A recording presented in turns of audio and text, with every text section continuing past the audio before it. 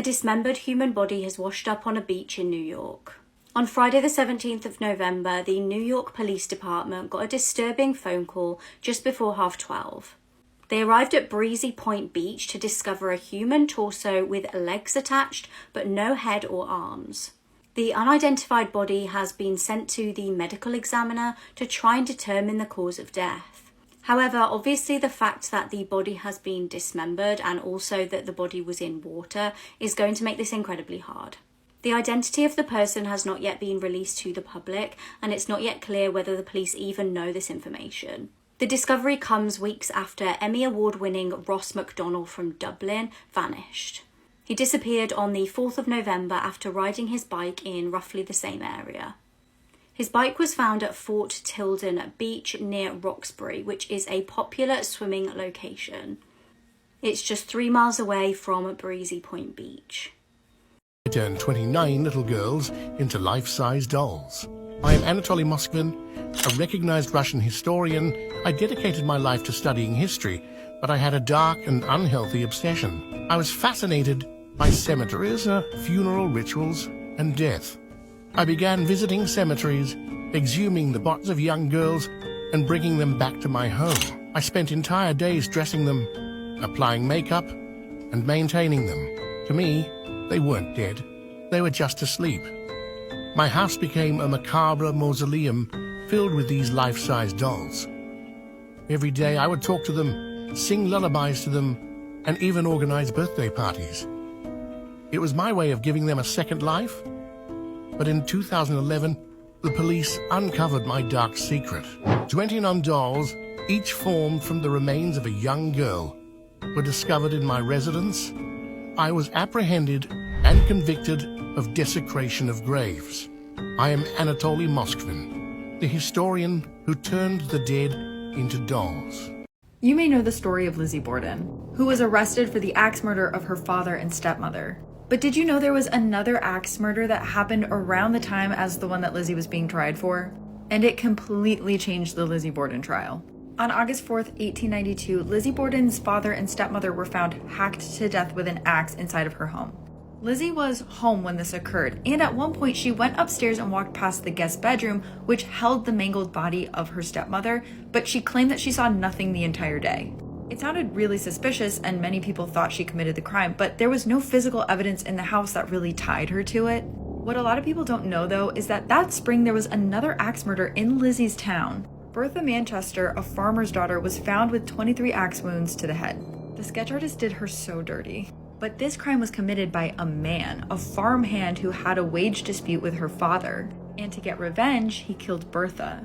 This led a lot of people in the community to believe that only a rage-filled man could have committed a crime like this. And Lizzie was a very mild-mannered woman. Could this have contributed to why she was acquitted? So I had no idea how common it was to actually see supernatural beings during car wrecks, but so many of you guys had crazy stories. It reminds me of this story from 9/11 about the last guy that made it out of the South Tower who was led out by a person that wasn't there. But before we get into it, if you're interested in these kinds of stories, I just did a whole podcast episode about them. So Ron DeFrancesco was on the 84th floor of the South Tower, right in this area on 9/11. He survived the impact, but he runs to a stairwell because he knows he has to get out of the building. But when he opens up the stairwell, people are running up, not down. So he starts going up, but he gets a feeling that they're not going to make it out if they go up. So around floor 91, he turns around and he starts heading down. But in the stairwell, there's smoke and debris and fire everywhere. And also there's just people passed out all around him. So he thinks he's about to die when all of a sudden he hears this voice go, "Get up, keep going." He kind of thinks at first it's a fireman, but no rescue teams had made it up that high just yet. So he gets up and he starts going down, and this voice is pointing out where the debris and the fire is, making sure that he's safe the whole way. And then once he's in the clear, it just disappears. Ron was the last person to make it out of the tower, and he fully credits this supernatural being. I killed 3 of my friends, whom I turned into biscuits and soap that I gave to those around me. I am Leonardo Cianciulli, born on November 14th, 1893, in Montella, Italy, and I am nicknamed the Soap Maker of Correggio. My eldest son, Giuseppe, was called for military service during World War II, and I was extremely afraid for his safety. In order to protect my son, I performed rituals and sacrifices, believing that it could safeguard him and prevent him from being killed. To attract my victims, I invited them for tea. That's how I killed my first victim, Faustina Setti. I poisoned a glass of wine that I gave her, then used a hatchet to cut her body into several pieces, which I used to make soap sold in my shop. For the other 2 victims, I brought them to my home, making them believe I was going to find them a husband, and then simply poisoned their tea. I then used the blood of my victims to make delicious biscuits that I gave to my neighbors and friends. The sister of my last victim began to worry about her disappearance, and the police then knocked on my door to question me. At that time, I was wearing the ring of the last victim, and that's how my sinister secret was discovered. I was then sentenced to 30 years in prison and 3 years in a psychiatric institution. I served only 24 years before succumbing to a stroke in 1970. My father's hands, driven by primal rage, reached for Larry Nassar in that courtroom, the man who grievously violated me. I'm Emma Ann Miller, standing with a legion of survivors against the doctor who turned trust into terror. But more on that courtroom scene in a moment. Nassar's abuse was systematic, a calculated predation under the guise of medical treatment. He targeted young gymnasts, myself included, using his authority to perform invasive procedures that were entirely unnecessary and deeply traumatic. These acts were not just betrayals of trust, they were deliberate, repeated assaults on our bodies and minds. Now, back to that courtroom, my father's attempt to attack Nassar was not just an act of raw emotion. It was an eruption of the accumulated pain and betrayal felt by so many. Nassar's subsequent sentencing to up to 175 years marked a pivotal moment of justice. It was more than a legal verdict. It was a declaration that our voices mattered, that our pain was acknowledged, and that even those in positions of power are not above the law. Our story, marked by anguish and bravery, continues to echo as a fierce reminder of the resilience of survivors and the relentless pursuit of justice. To grant me 5 minutes in a locked room with this demon. These are videos humans were never meant to see. Okay, so the video you're about to see shows a skier going down a mountain when suddenly a bear starts chasing her. And I mean starts chasing her to kill her. And the entire time she doesn't see the bear or realize it's chasing her because she's listening to Work by Rihanna. She was seconds away from death. Here's the video.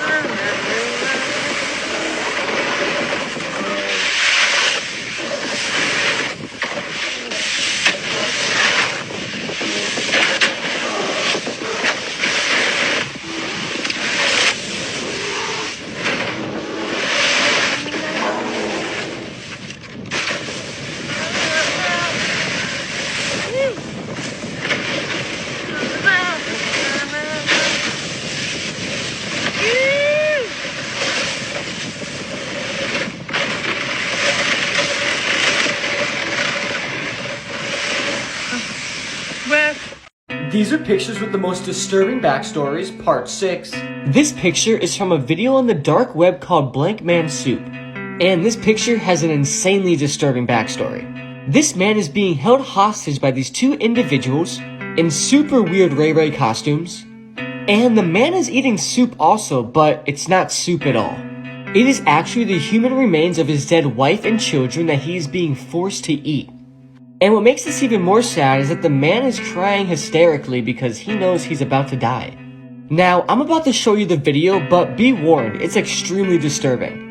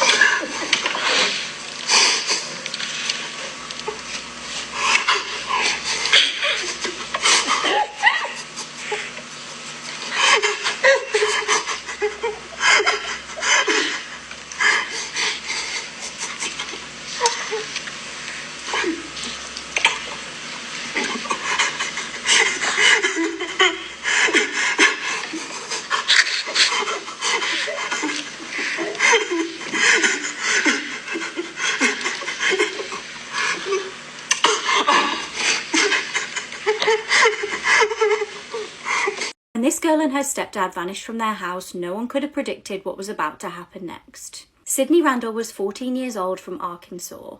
On the evening of the 9th of March 2013, her mum Denise noticed that she was missing, along with her stepdad. Her stepdad was Denise's husband John, and they had both seemingly vanished. Now Denise was relieved when John returned home in the early hours of the morning, but worryingly he wasn't with Sydney. Denise told him about her concerns and the fact that her daughter was missing, and John left the house again saying he was going to file a missing persons report.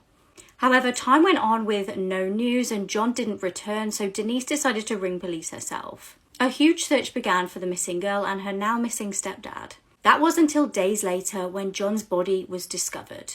He was found deceased in a field on the side of the road from a self-inflicted gunshot wound. John was deemed likely to be involved in Sydney's disappearance at this point, and eventually Denise agreed. Search teams were out in force to find the missing girl, but no luck. Weeks and months passed until eventually in May 2013 a body was discovered. Sydney was tragically found deceased in the Black River near the Lawrence and Randolph County lines. A medical examiner concluded that she died from blunt force trauma. DNA was found under her fingernails and this was determined to be that of John's DNA. Denise was understandably devastated by this news. She had believed that Sydney and John had a normal relationship. She couldn't have been more wrong. Sydney's dad at this point came forward to say that he had suspected that John was SAing his daughter. Sydney's friends also confirmed that Sydney had told them she was afraid of her stepdad. It's believed that he killed Sydney so that she wouldn't come forward and expose him for the abuse. This is the story of Lacey Peterson and her unborn son Connor. Lacey Denise Rosher was born on the 4th of May 1975 in California to parents Sharon and Dennis. She had an older brother called Brent who'd been born in 1971. Lacey was a fun-loving child who worked on the family's dairy farm from a very young age and loved gardening with her mother.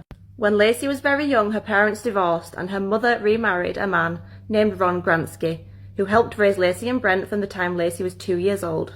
Lacey graduated from Thomas Downey High School and then attended university where she majored in ornamental horticulture. In 1994, Lacey was visiting a friend who worked at a cafe in Morro Bay. This is where she met Scott Peterson. They very quickly started a relationship and Lacey told her mother that she'd met the man she was going to marry. The couple dated for 2 years before moving in together. While Scott finished his senior year, Lacey took up a job alongside her studies. Lacey married Scott on August 9, 1997, and they soon moved back to Lacey's hometown to start a family. They bought a house together and in 2002, Lacey fell pregnant. Her due date was February 10, 2003, and they planned to name their son Connor. On Christmas Eve 2002, Scott left to go on a fishing trip at Barkley Marina. He said he'd last seen Lacey cooking and cleaning and that she was planning to walk the family dog, Mackenzie. Later that day, Mackenzie was found alone wandering the streets by a neighbour. She placed him in the Petersons' backyard. Scott returned home to find Mackenzie in the backyard, but the house empty. He washed his clothes and showered, stating that he got wet during his fishing trip. That evening, Lacey's mother received a phone call from Scott, asking if she'd seen Lacey. This was the first time that she learned that Lacey was missing. It was completely out of character. So Lacey's stepdad Ron called the police and reported her missing. When police arrived at Lacey and Scott's home, they searched her belongings and found that her keys, wallet and sunglasses were in her purse and placed inside a closet. Scott was questioned that evening and he came across to officers as very calm and cool, even a little arrogant. He definitely didn't seem like someone who was crushed or even greatly disturbed by his wife's disappearance and possible death. This Netflix star is a hardcore convicted pedophile, and this story is truly disturbing. So meet Jerry Harris. He was a star on the Netflix show Cheer. He's a famous cheerleader. And back when this show came out in 2020, he was all over. He was on the Ellen DeGeneres show. He was on various cheerleading programs. And yeah, he was one of the stars of the show Cheer. So the show Cheer actually followed a cheerleading team from Texas. And the show focused on the behind the scenes of cheerleading competitions, you know, what goes into it, all of the interactions between cheerleaders and the coaches. So when everybody first saw Jerry Harris on the show Cheer, they loved him. He was super over the top. He was always making people laugh. And Ellen DeGeneres even named him as her future Oscars correspondent. But then came the allegations in 2020. So a few months after the show debuted on Netflix, the FBI announced that they had a warrant for Jerry Harris's arrest. He had allegedly been seeking out relationships with minors, if you know what I'm talking about. Apparently, this entire thing was started by two twin brothers who were 13 years old when Jerry Harris was 19. And Jerry had been using Snapchat to try contact these young 13-year-old twin brothers and was asking for photos, videos, and to meet up. And once the FBI made this announcement, all sorts of messages started popping up that Jerry had sent minors on the internet, and they were really, really disturbing. And apparently Jerry's behavior wasn't only exclusive to the internet. He had actually met with minors in person and had contact with them, multiple minors.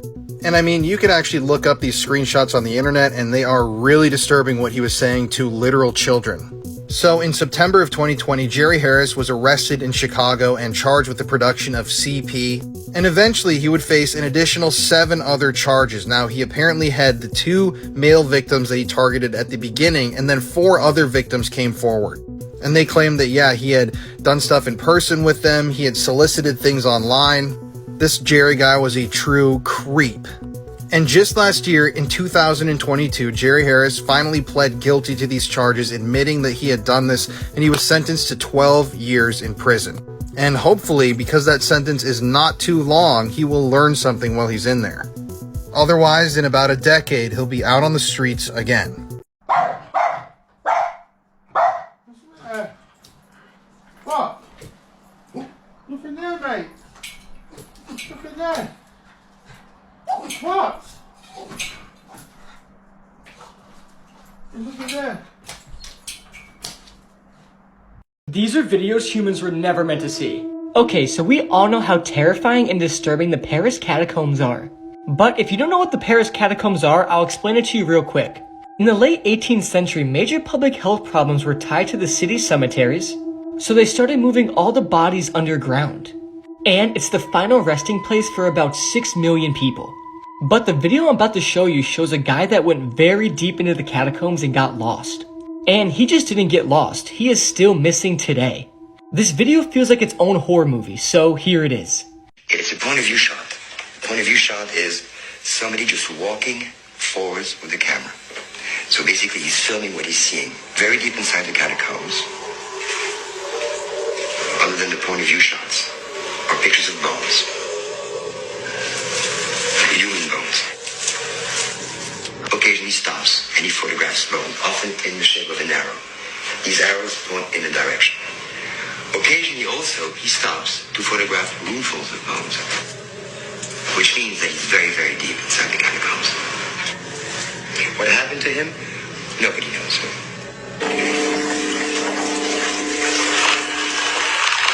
There are ways to match things up, to try to identify where this person was in the catacombs.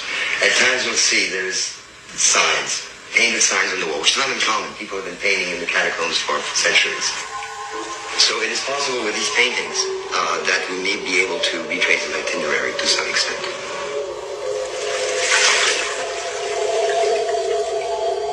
After about 40 minutes of these point of view shots and these pictures of bones, the person begins to walk faster and faster. Then he begins to run. We hear his breathing get louder and louder, as though something was scaring him. He's frightened. Occasionally he stops, perhaps to try to decide which way to run among all the many different corridors. He's running faster and faster and faster, deeper and deeper into the catacombs. And all of a sudden, he drops the camera. The camera just drops on the ground and keeps rolling. And you see his feet just run away.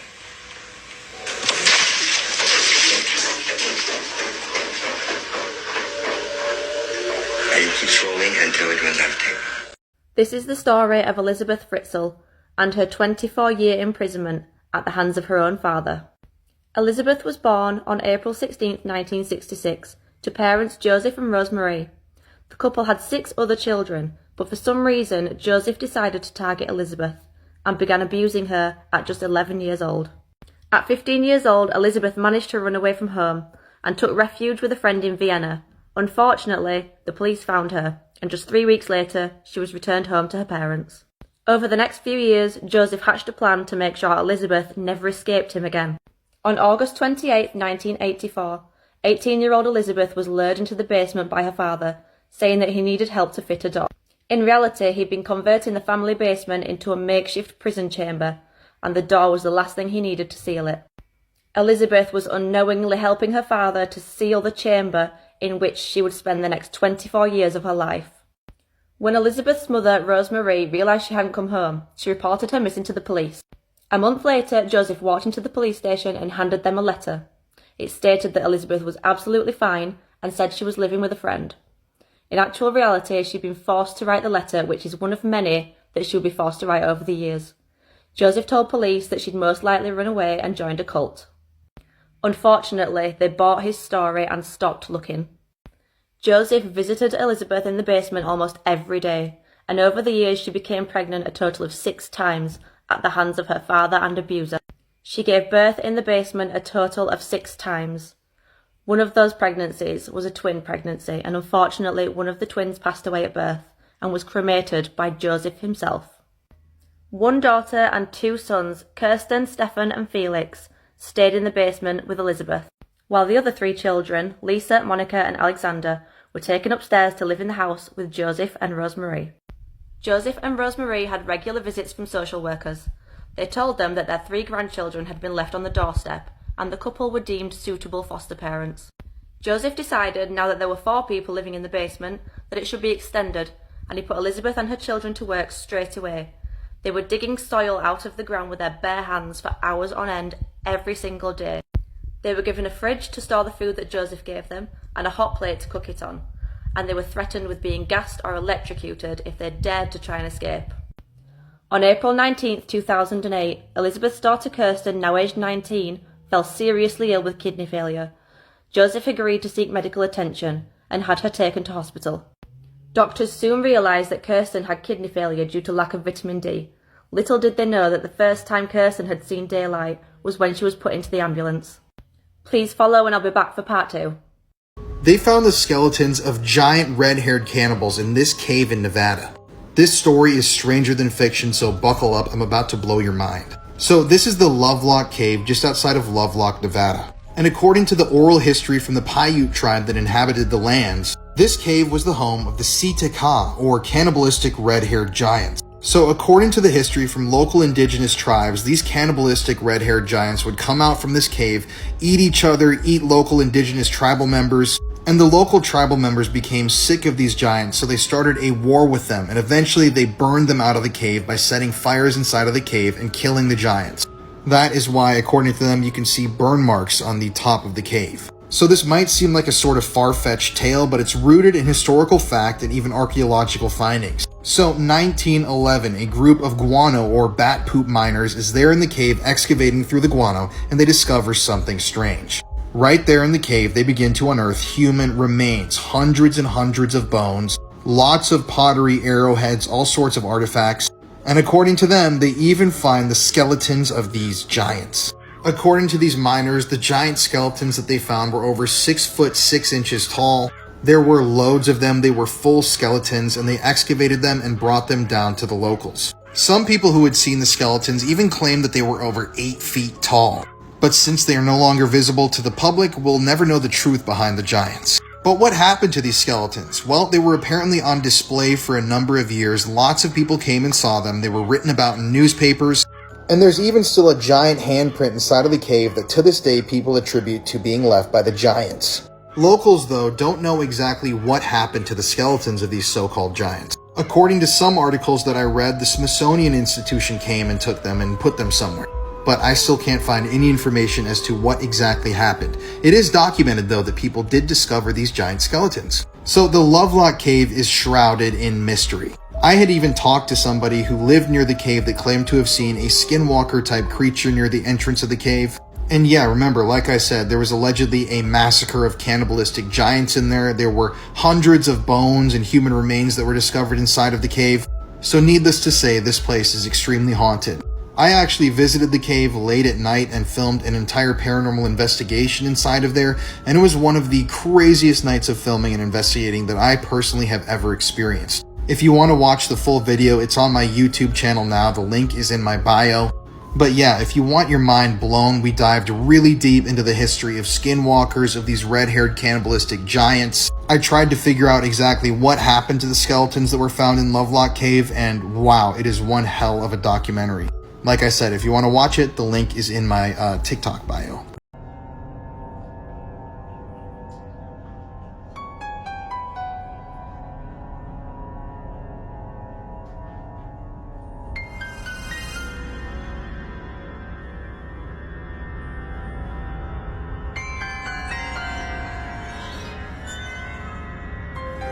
killer accidentally admitted to his crimes by accident when he forgot he was wearing a microphone while taking part in a documentary. This is how a true crime documentary exposed a killer. In 1971, Robert Durst met Kathleen McCormack and they got married. At the time of her disappearance in 1982, Kathleen had nearly graduated college. She was last seen by a witness at a dinner party where she appeared to be upset. She got a call from Robert and left.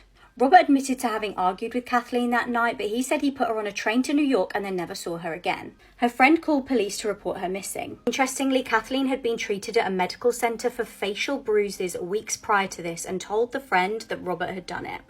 Robert had actually been dating someone else for some time prior to this and had been living separately to Kathleen. When her family broke into her cottage to try and find out where she was, they found the place had been trashed and her possessions put in the bin. Kathleen's family always believed that Robert was involved in her disappearance. In 2000, Susan Berman, a friend of Robert's, was found murdered. Now, she'd actually provided Robert with an alibi for Kathleen's disappearance. Now, pay really close attention to this next bit. Days after she was killed, a letter addressed to the Beverly Hills Police Department contained Susan's address and the word cadaver on it. On the envelope, Beverly was misspelled. Robert admitted in 2005 that Susan had called him shortly before her death to say that the police wanted to question her about Kathleen going missing. It's believed that Robert killed Susan to keep her quiet. In 2001, Robert's neighbour's body parts were found floating in Galveston Bay. Robert's elderly neighbour, Morris Black, had been killed and Robert was arrested. He was actually released on bail and fled and was found about a month later in Pennsylvania. He was found with $37,000 cash, 2 weapons, and interestingly, Morris Black's driving licence. In court, Robert claimed he was acting in self-defence. He said he'd accidentally shot Morris and dismembered his body. Due to lack of forensics, he only got 5 years in jail. This is where things get really crazy. HBO was filming a documentary called The Jinx. During production, Susan's stepson found a letter written by Robert. This contained the same spelling error in the word Beverly as the anonymous letter to police. This implicated Robert in the murder. Now, while filming the documentary, Robert needed the toilet. He forgot that he had a microphone still attached to him. He was recorded talking to himself. He said, "There it is, you're caught. You're right, of course, but you can't imagine. Arrest him." And then he said, "What a disaster. He was right. I was wrong." And finally he said, "I'm having difficulty with the question. What the hell did I do? Killed them all, of course." There has been an absolutely horrific murder this week that was live streamed on Instagram. This case is extremely disturbing, so please be warned before watching. On Friday, 12,000 people watched a Bosnian bodybuilder kill his wife on Instagram Live. 35-year-old Nermin had been abusing his wife during their marriage and the pair had a young child. On Friday morning, he took to Instagram Live to tell his followers that they could witness a live killing. Absolutely horrifically, he turns the camera to his ex, whose face is completely covered in blood and disfigured. He calls her a derogatory name and blames her for her own death because she reported him to police. Disturbingly, you can hear the child crying in the background. He then tells his followers that he's the child's father and his ex had hidden the toddler from him for over a week and reported him to police for DV. So, in my opinion, yes, she's taking steps to keep her and her child safe from you. After shooting his wife in the head on Instagram, he then goads his followers saying, "Someone come and save the child." A police chase then began and he went on a shooting rampage. He continued to film and tells his viewers that he's killed 2 other people who actually turned out to be an innocent man and his young son. He also wounded a police officer, another man and a woman while on the run. He ended up unaliving himself on the same day.